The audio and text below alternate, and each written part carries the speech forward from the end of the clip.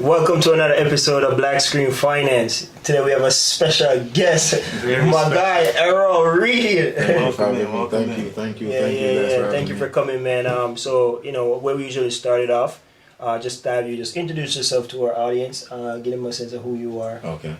My name is Errol Reid. I am currently a federal business coordinator, active entrepreneur, author, and actually just a businessman.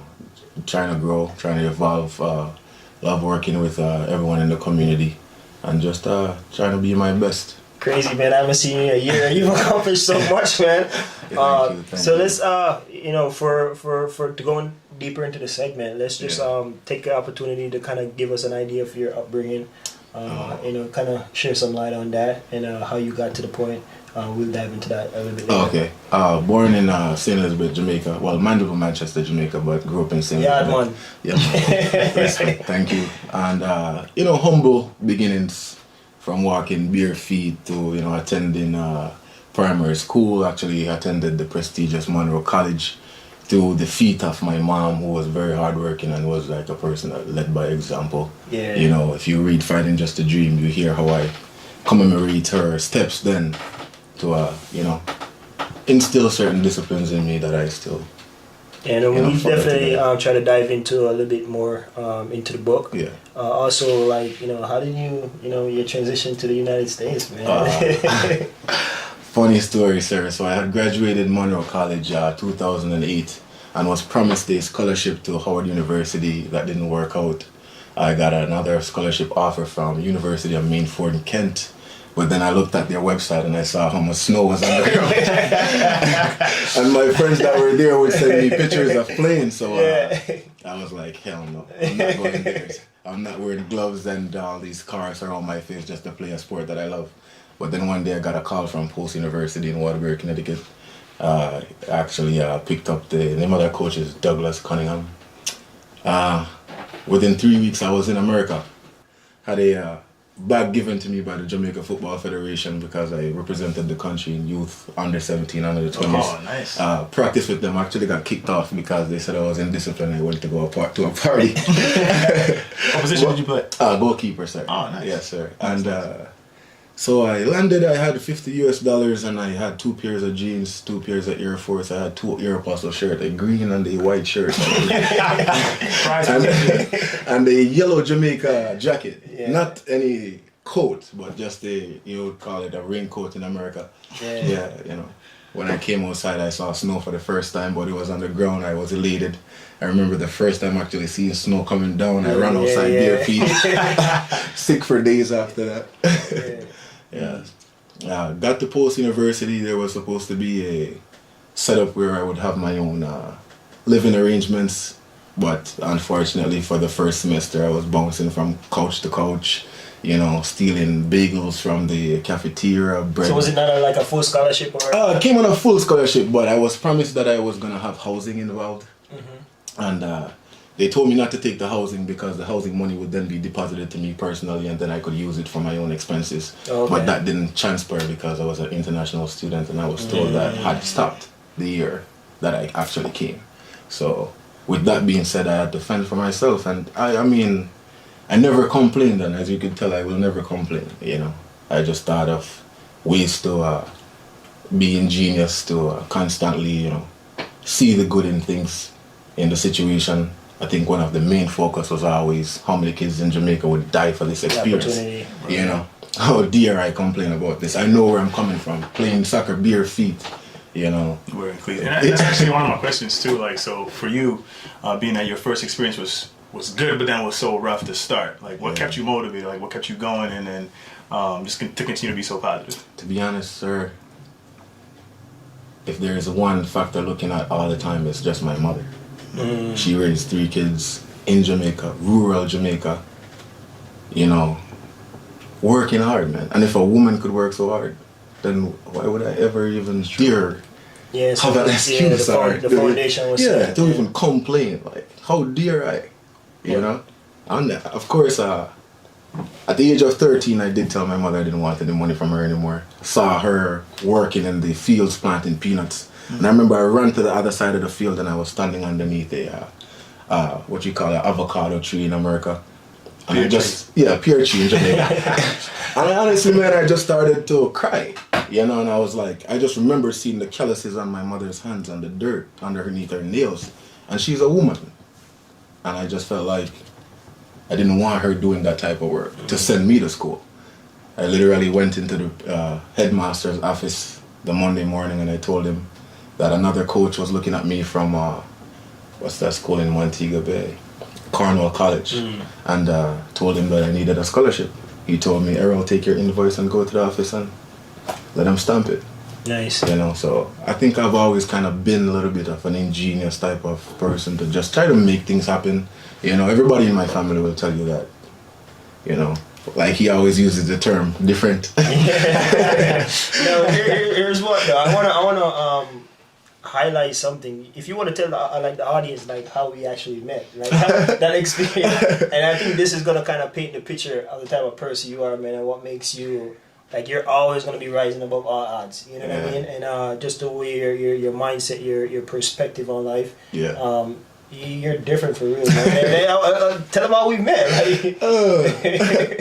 You know, I'm in the gym and I see this guy working out, but I saw him, his posture was a little bit off while he was working out. And typically I was, when I do something, I have to do it to a T, you know. So for me, even though I was just working out, I became a personal trainer because I was learning so much about the body and postural working out and just getting the most from whatever workout you're doing. So just being efficient. No, being honest. Yeah, I get that. And I saw him and his posture was off and I knew that was going to lead to like back pain. No. What was he doing? He was like squatting but his posture was off or lunging, something of that sort. Yeah. And I remember I went over to him and I was like, hey brother, you know, what are you doing today? And he was like, I'm just getting back into it. I was like, man, come work out with me. I'm like, yeah, this dude tapped me like, I have my beats on. This dude like, what's up, brother? I'm like, this big dude, right? Yeah, what do you mean, what's up? It's like, you know, come work out with me. I think I was like, I always do have the say, and it's not like a line, but I just let people know, because, you know, coming off, even in the gym where it's male and testosterone driven and the big guy, and I always tell people I don't see myself, because I'm more than what I look like, you know.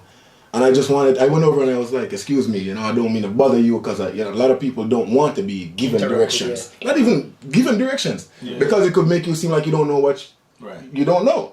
But you'd be surprised. A lot of people really don't know what they're doing in the gym. So I was like, you know, I noticed that, you know, your posture was off and I was just letting you know that if you continue that, bro, your back is going to be hurting. All right, you want to come work out with me? You know? Yeah. Because at the time too, and the thing is like, this goes for life. When I helped him, even in that situation, I was also helping myself.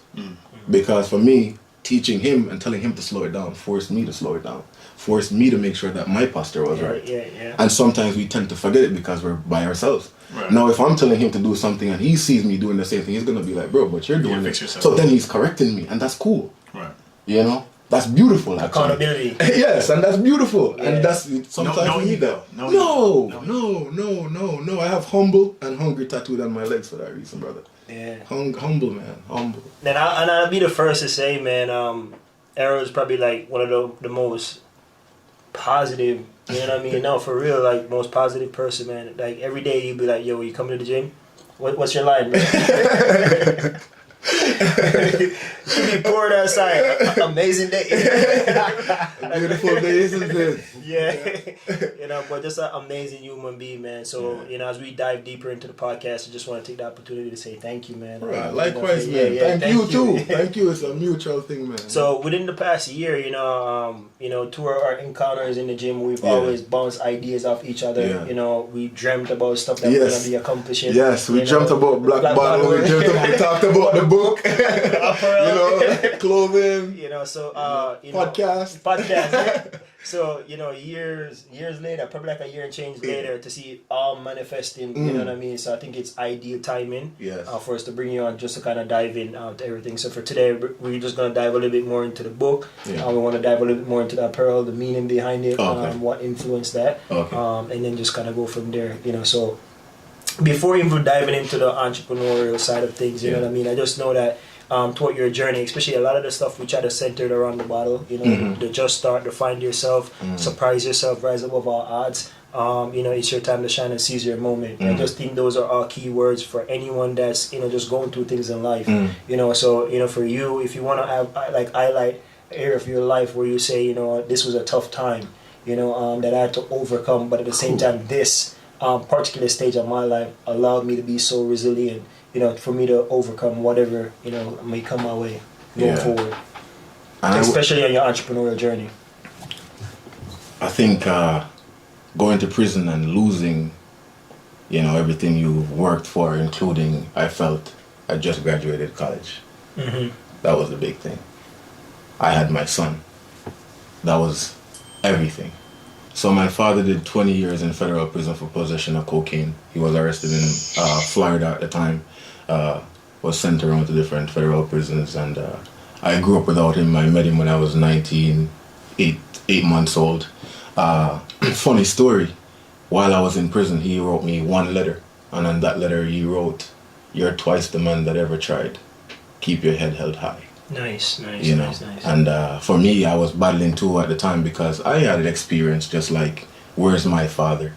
My father doesn't pick me up from school. Everybody's father is there picking them up, dropping kids off. I hear stories about my father, but he's almost like Superman, but a myth. Yeah. I never physically met him, and psychologically I dealt with that as a kid, and knowing that I was now putting my 2-year-old son through that, felt like that hit hard, and it's something I couldn't, I would have conversations with him, but when he asked me, "Daddy, where are you? When are you coming home?" You can't answer that question, it seems surreal. It's almost like you feel like you're powerless in a sense. But within that time and space too, I felt like it was the perfect opportunity to just grow and evolve. Honestly, find yourself. Yeah, almost, not almost. And I must reiterate that you're always constantly finding yourself. It's never a accomplished feat. Yeah, there you go. In every step, brother. And I kind of got to a space where just had to make a decision.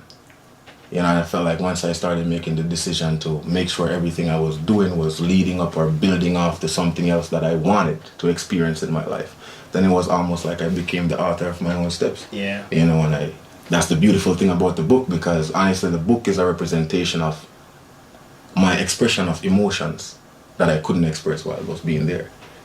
And I think that's why to a lot of people that read the book, they say they feel that there is very descriptive, and it's almost like you feel what the author is feeling. Because I was very real and raw. What does it feel to be an author, man? Well, this book took 6 years to be, to get to this point where it's now being sold on Amazon. It was completed in prison. But it took some time to, go through the editing, the publishing, the many people that helped me along the way. So let's break down the steps. So for anyone that's aspiring to say, they wanna write a book. Just kind of break it down and make it simple. What is the first thing you'll say, you need to do? Start writing. A lot of people say they want. What was your process? Do you do like? Yeah, but that's funny. I didn't mean to actually cut you there, but it's funny because I have a lot of friends that say they want to write a book, and the first thing I say to everyone, start writing a book. So Fighting Just a Dream is now on Amazon. Very interesting book. I would say it's one that is very vulnerable and truthful. One that has actually, I see my own growth. I hear my own growth in the voice of the author himself. Actually, that is a perspective I felt I took to survive and to grow, to become the person I am today.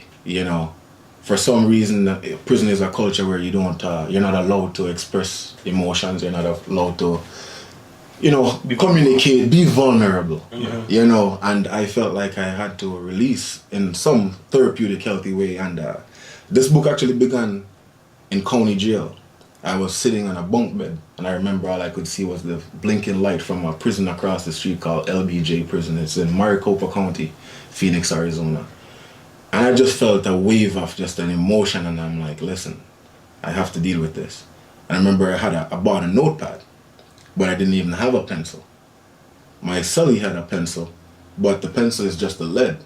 because they don't want you to give you the pencil itself in the thing. So I couldn't even hold on to the lead to write. Oh, wow. So what they did for me was they took the sticky part of the deodorant and paper and rolled it and put the lead in it, so I could literally write with the pen, with the lead. Creative. Yes. So that's how the book actually started to being completed after leaving prison. Wow. And right then I felt like I hit a roadblock, because I was looking for editors and I had spent so much money on editors and I never got what I was looking for. You know, I was very specific with what I was creating. And I think that's one of the interesting part about creating a book too. It's almost like life. You got to know what you want, because then you know if you're diverting or you're going in the direction that you need to go. Right. You know, I finally met a lady that helped me along the way. Her name is Vangela. She owns the Writery Club, publishing. She lives in Bloomfield, Connecticut. Amazing person. I would suggest anyone that has any book or editing or help with self-publishing, shout her out, man. She's an amazing person, and she will guide you through the process. So you pretty much you wrote the book. Once you've written all the chapters, and you felt like, you know what, I'm satisfied with the content that's in the book. What was the next step? You started looking for editors. I felt like the book was my baby. I felt like it was so vulnerable. It was the hardest thing to actually publish it, because I felt the book was mine. You know, honestly, almost. It is my diary. Yeah. It is my emotional diary. It's my diary about growth. And actually, I have a prison diary that a lot of my friends say I need to publish, because it's so. If this is vulnerable, that's kind of it's so in depth, and there's a lot of poetry in it, because, as you know, I love to write. I'll show you out. This man. His use of words is amazing, man. Incredible writer, man. Yeah. Thank you, sir. Yeah, for real. So you wrote the book. You sat on it for 6 years. Okay. Because I was like, it's my baby. I was doing editing, and I'm like, yes, I wanna publish. And I felt every time I got to that point, I would read the book, and just by getting into probably page 30, I'd find myself like crying. Like it was so real. It felt like I was there. Yeah. Again, it was like living everything. You know, and it got to the point where I was like, you know, I had experienced some things.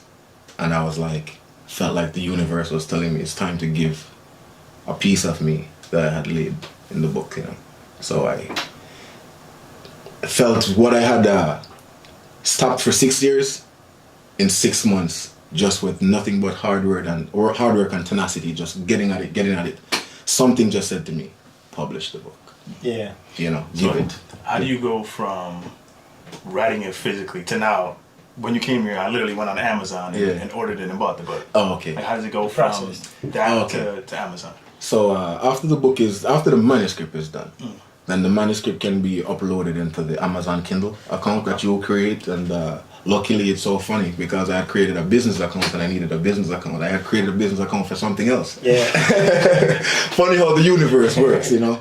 Long story short, the business account, you gotta attach it to your business account. You upload the manuscript. In 72 hours, they let you know if there's anything wrong with the manuscript, anything that you need to, you know, add or take away, or you want to put in keywords in your searches. I didn't go that in depth. For me, it was the book. Yeah. Is actually now a book. And I think when I finally got the book and I'm looking at it, and a lot of people, while looking at the cover page, in foresight will never really understand what is going on. But what do you see? Let me ask you. So obviously I see the shadow on there. There's no wrong answer. Yeah. No. Is that you, by the way? No. I wanted to use me, by the way. Let me see. Yeah. I don't know. I mean, it's kind of like it's open for interpretation. Yeah. I feel like it could be anything. Yeah. Just give me a feedback, though. What do you think? What do you see? I mean, a person looking at himself. Okay. What do you see? So I see somebody, their shadows in front of them. That's what I see. So honestly, it's the foot walking away from the shadow self. So it's basically growing to that point where you leave a version of yourself in the past. Okay. So that's what my intention of depicting was. And just the steps in the concrete demonstrates just sometimes the path that we've taken, that we sometimes forget how far we've come. Right. You know, because it's easy sometimes, for me, because you know me, I'm a workaholic. Whether I'm in the gym or, I just have to, I feel like I want to be the best at whatever I put my name on. I'm attached to this. Right. I want it to succeed. And like I said to you earlier, what they say is success is action in creating a worthy cause. So honestly, I think when I finally got the book, it hit me. So Amazon sent the actual... They gave me the like a sample? Yeah, they allowed me to print a sample or a couple samples actually, the author's version they call it. Yeah. And before I even got the author's version, someone had bought a book. Oh, okay. So someone you knew or someone you didn't? Yeah. So then they gave me the book and I was like, whoa, this is my book. Yeah. And I'm skipping through the pages and I'm like, no, that's me. Yeah. That's so an amazing feeling. Man. Yeah, that was a feeling. So my question is, would you consider, is Amazon the publisher? Yeah, Amazon. I'm publishing through Amazon. Oh, okay. They publish to a third-party company that actually produces the book, but then Amazon ships it. Well, Amazon handles all of that. Yeah, the manuscript and all that stuff. So it's there. I could change the manuscript whenever I want to change the manuscript. I could change the cover page whenever I want to change the cover page, add or take away from the book at any point in time, which is like a cool feature to have, I thought. Amazon is changing everything, huh? Listen. So you physically don't have to hold the book, do anything with the book. You just go online and it just... Amazon, Fighting Just a Dream. You type it in, it pops up. That's dope. You type it in Google, it pops up. Yeah, wow, okay. Yeah, that's pretty sick. So what really inspired you to say, you know what, I know, you've been in prison and stuff like that, but what was the true passion behind the book? Yeah. I've always wanted to write a book. That's a funny story. And when I got to prison, one of those realizations that hit me in county jail after writing to like 30 pages, I got to the point where I realized, I was like, when I was growing up, I've always wanted to write a book. Yeah. And I felt at page 30, I was going through a phase where I had just been sentenced. And I was going to a maximum security prison for isolation, they give you points and you go to certain different prisons after that. So I couldn't take the papers with me. And I had to send them home, and sometimes your mail doesn't get delivered. So for me, I was questioning, do I even continue to write from then on? Because everything that I've worked up to that point might not even be valid. Yeah. It might be lost in translation. Oh, wow. Yeah, so then when I got to Alhambra is the name of that prison, which is a chapter in this book. I won't go delve too deep. What's your favorite chapter in the book? Like, I know you write, you want to... Like Haskell's favorite kids, man. Yeah. Yeah, but what chapter you feel like, I know it's your life experience, but... I would say the end of leaving La Paz, because I think leaving La Paz, at that point in time, I was at crossroads, And there's a lot of things in the book, like I'm open and honest. I was still selling drugs in prison. I had a best friend at the time, Wayne. We had become like brothers, man, Fight is going on, he's not even involved, and he comes over and he's like, road boy, I got him. Doesn't even know what's going on. And that's the kind of relationship we had. And again, how I met Wayne, saw this guy with dreadlocks, and I'm like, brother, you Jamaican? Oh, need a TV, need food? Okay. The same treatment I got when I got there, because I met a guy, Kevin, that did the same thing for me. But he was so cool, he was smoking cigarettes, and you know me, I'm a health nut, man, and I'm like, Jamaican, smoking cigarettes? We don't do that. Yeah. I said, tomorrow morning we working out. So we started walking, started running laps and stuff. And he was going through so much, and I was going through so much. His daughter was just born. He wasn't there. It was his, I think, his fourth child. And he was going through with his girlfriend at the time. And I was going through it with my then girlfriend at the time. And I had literally just made a phone call. And I basically broke up with her, and he was sitting next to me, and it's like the ear became so quiet because he almost couldn't believe the conversation that I just had. Like, hello, how is your day going? Heart beating, but it just got to a point where it's like, enough is enough. Yeah. And I'm like, just wish you the best. Yeah, wow. You know, to you and your family. And I'm the same way to this day. I could tell you how many things I've been through in even the past year that I should be a monster to this day. And I refuse to be a monster. Why would I? Because the man what that was plus, that like? What was that? I know we've talked, you know, but that transition, you know, from like in terms of, you know, going through so much in life, right? You know, pretty much you're in a position where, you know, people probably turn their back on you. You know, what I mean? You're going through so much internally, and then also to come out and now, it's not just okay. You've written a book, but just like your mindset. You know, how you impact people, how you pour it into people every day. Like, you know, walk us like why you have that desire. Like, how did I? you know, If before everything, was that always like your outlook on like your perspective? yeah, I think people always said that I was a happy person. Was I always so open and, you know, everyone I meet, hello, amazing day, isn't it? Beautiful day, isn't it? You know, it's simple. No, for real, because I see people all the time. You my guy behind the camera. No, but it's funny because I will see somebody randomly on the road. Almost 11 o'clock at night, man. I will see somebody randomly and, you know, whoever. And I'll say, beautiful day, isn't it? And the person look up and smile and be like, thank you. And you could tell the genuine thank you because I just basically said, beautiful day, isn't it? Yeah. He might have been going through something, you know? And that's one of the things that we talk about a lot. If like, you know, for the bottle, if you guys can see it, it's bona fide love, advancing culture changes. That's the representation of the word black, right? Yeah. And you know, for us, we just feel like we gotta be more open with each other in terms of like just connecting and being genuine. Yes. You know, I feel like in a lot of essence, like you say, sometimes the testosterone, email or whatnot, but just we see each other as competition. Yeah. As opposed, you know. There's a difference between healthy competition and the unhealthy competition. Because for me and you, we talk about the conversation of the bottle, the book. Now the bottle and the book is going, and I'm sure we're still hungry. And we're Can we get a bundle? you know, but you know, as soon as I walk in here, we're discussing ideas already. Yeah. You know, as much as we are doing our separate thing, we could come together and have a conversation where it's like, okay, let's work together. To me, that is the most beautiful thing. Yeah, bona fide love, man. You know, no, that's the most beautiful thing, and I think a lot of those things, again, if we divulge into this topic, man, we could go forever and ever. I think, to be honest with you, and society plays the biggest role because I think as boys, we're told don't talk too much. Yeah.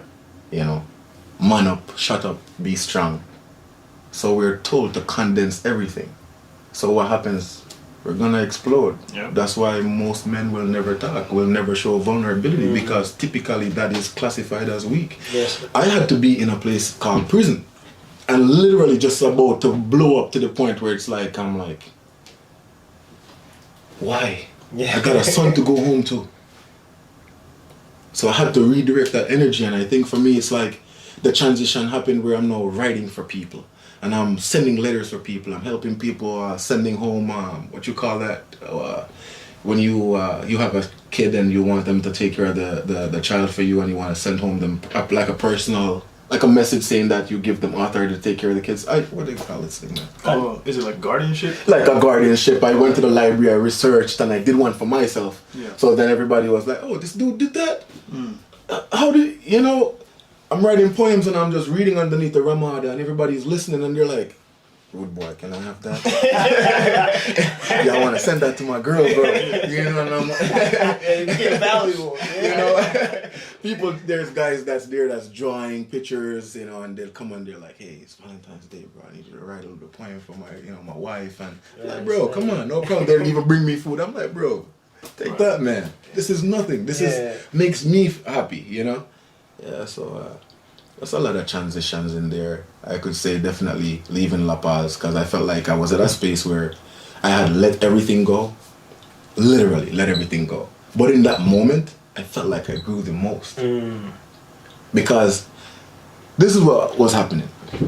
I was reading and I was doing so much self-reflection and I was just pinpointing so many areas and avenues of my life where you know, it's almost like you're just ticking, okay, wrong move, wrong move. And I'm like, okay, then how do I want to put my best foot forward? I think I read a book called Passion, Profit, and Power. And it said to write the life that I want to live. And when I started writing that, it was almost like, okay, this is my roadmap. Your roadmap, yeah. Like speaking into existence, sort of thing. Yeah. So now it's everything that lays in front of me, every decision that lies in front of me is either taking me to that goal or gonna take me away from that goal. No, if I say this is what I want, then my actions and these are my steps has to lead me to that. Everything has to align. You know? And I felt like I was at that point where I had grown and the person knew me to be a certain type of individual that I had progressed from. And it took a lot to get, to move away from that person. And I just felt I was being pulled back through every conversation that I had.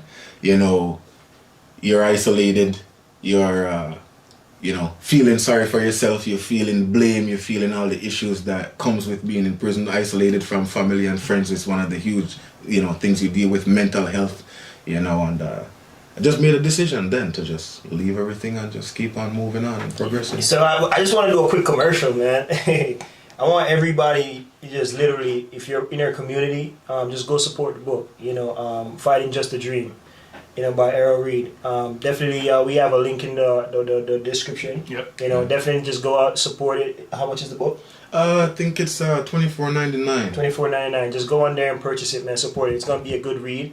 But also, my boy is a dope person, man. So support it for sure. Thank you. The second piece is, I know, when we first met, we started with acronyms. Yes. So it was BLACC. Yes. And there was Fly. Yes. So talk us through it, man. Fly. So Fly was created after leaving La Paz. I went to Florence Correctional Facility. And explain to them what Fly is, so they say. Okay, so Fly means first love yourself. And the acronym actually came up simply from the experience that I was having. Like I said, the blame that one throws on himself. Obviously, my son, being away from family, coming to America, attending college. No, I was sitting in prison. This is not the American dream. And it just came to me one day. I was like, Fly, first love yourself. I was sitting on the steps, and I remember I said it to one of my friends. And he was like, what you talking about, rude boy? Because they know me sometimes. I talk to myself, they say sometimes, and I'm like, I said, Fly. And he's like, what you mean? I was like, first love yourself.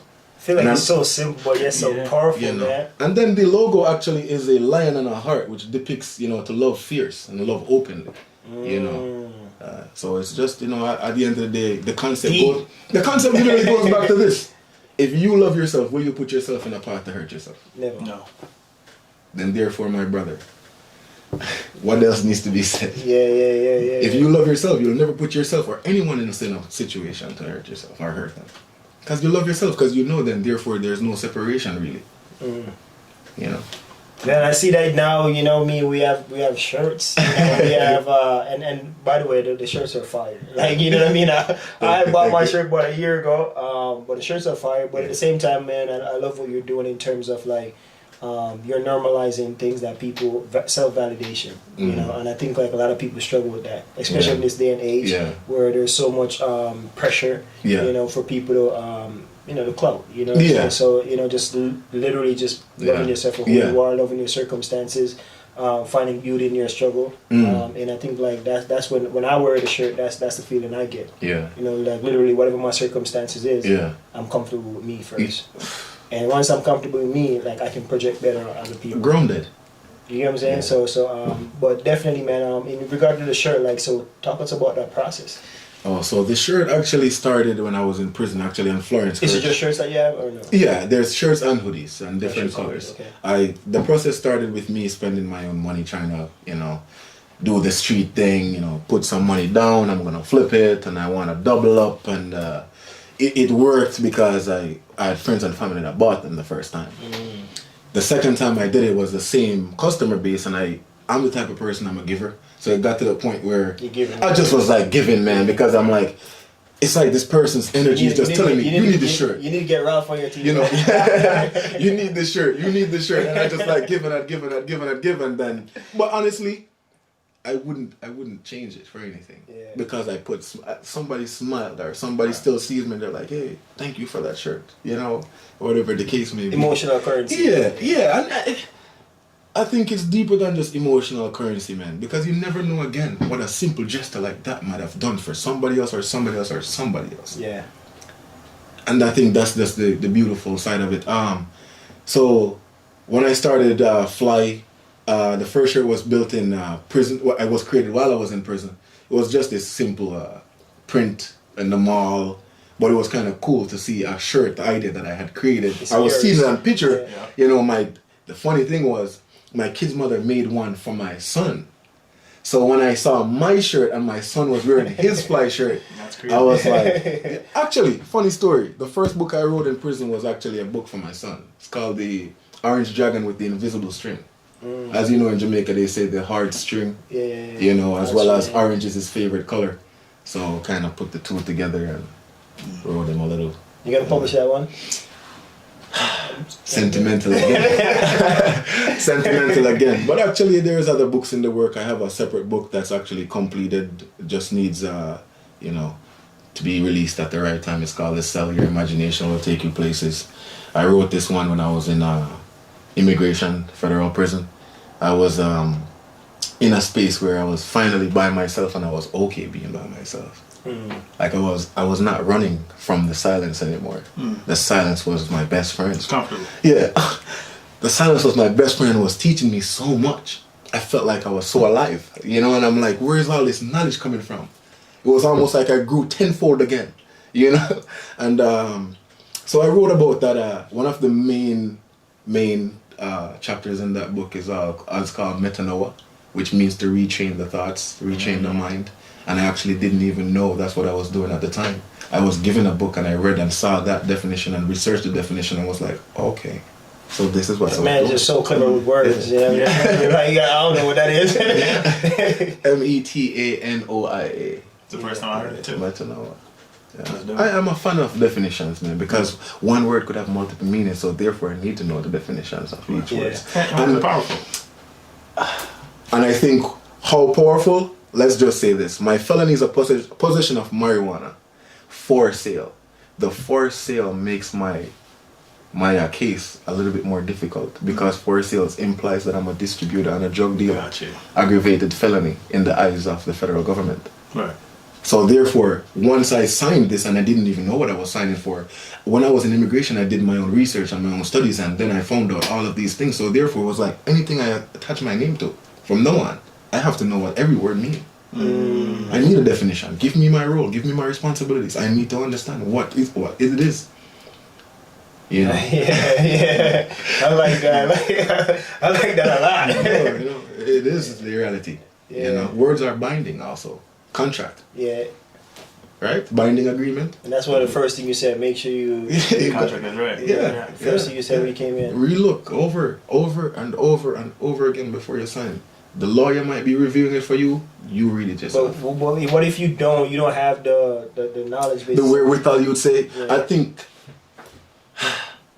I always that's say. also challenging. Yeah, but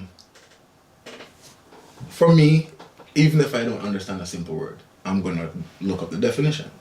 And sometimes also, words can give you the context of the meaning of a sentence if you just read them slowly and take your time, because words talk to us. You know. That's that clever word talk to. Because I don't want to run away from the shirt too. Because I think the shirt is dope. I remember even early on when we first started the podcast. Nikki's had the shirt on. I was like, oh, that's a dope shirt. Like, where'd you get that from? And not to kind of just see you. Yeah, walking with the shirt on. Oh shoot! I'm like, wait, I've seen that before. Fly guy. And like the progression from where even when Nika's first bought it, like over a year ago to now. Material now. You know, like talk to us so about like how did you go from the original stage to now where like the first thing I said was like, hey man, this shirt looks so soft and comfortable. Research. Yeah. Research and trial and error. Because I could say the first time I made money, the second time I barely even probably got my investment back. The third time I did the hoodies, and I did a lot of hoodies, and one of the mistakes that I made was I ordered the same amount of sizes for male and female, but not taking into consideration that females wear smaller sizes. Yeah. So I was left with a lot of sizes that today I still have in the box at home. You know? So it's just trial and error. Like they say, failure will lead you to that success. You know, now it's available. You know, I send you a link. You order your shirt. It's in my Instagram. The link, you know, account. You order simply just by clicking a link, and I have nothing to do with it now. Before I had to order, drive to pick up the shipment, pay for the shipment, and then also deliver or mail out to people. So for that reason, it's more just convenient and very efficient again. Okay. So, you know. And where can people find this shirt just so that they know? Actually, you could check it out on my Instagram is Errol ERROL Reid, and my Instagram account you'll see a Linktree account. Once you click that link, you'll see the link to my book, the link to actually our podcast that is actually on today. Yeah. The link will be there as well as another separate interview that I did. Yeah. You know, so. You're on a book tour. On a book tour. I'm so proud of you. Thank you for having me, man. Seriously, thank you for the invite, yeah. man. I appreciate it, sir. You know, you already know. Yeah, and then in closing, we're gonna turn it over to my guy Ralph to close us out. Yeah, man. So listen, I want to say again, I love your story. Thank you, sir. I love to see that you went from hard beginnings, you went through the struggle, you figured out how to come out of the struggle, and now you're flourishing. Yeah. So I love stories like that, and I really appreciate you coming on and sharing it with us. Yeah. So again, guys, one more time, where can we find you? Amazon, Fighting Just a Dream.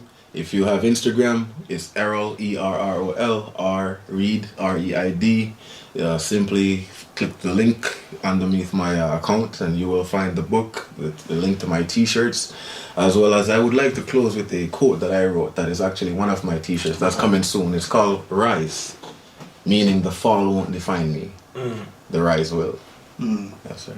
And that's powerful words. That's beautiful. And listen, thank you again, guys. Thank Listen, the links and everything will be in the bio. It'll be right below it in the description also. So please do us a favor. He's doing really great things. Go on the website, buy the book. I bought my book when you came in. I was like, oh man, Andrew was amazing. I was like, oh, let me get on it right now. So I bought the book. I'm going to definitely buy the t-shirt and support. And read the book, well. guys. Absolutely. Yeah. Absolutely. Buy, read the book, share with your friends, tell everyone that you know.